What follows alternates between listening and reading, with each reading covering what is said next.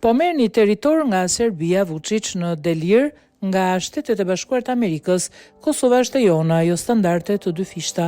Presidenti serb Aleksandar Vučić po qëndron në një vizitë në Shtetet e Bashkuara të Amerikës, ku synon të marrë bekimin e Donald Trump për të shkuar në Moskë në 9 maj, kur shënohet dita e fitores ndaj nazizmit, por një tjetër çështje për të cilën kërkon dëshpërimisht mirëkuptimin amerikan është Kosova. Për gazetarët, kreu i shtetit serb tha se nuk mund të ketë standarde të dy fishta dhe karta e OKB-s mund të zbatohet jo vetëm për Ukrainën, por edhe për Serbinë. Ai deklaroi se në një bisedë të kryer me Rudy Giulianin, bashkëpunëtori Trump,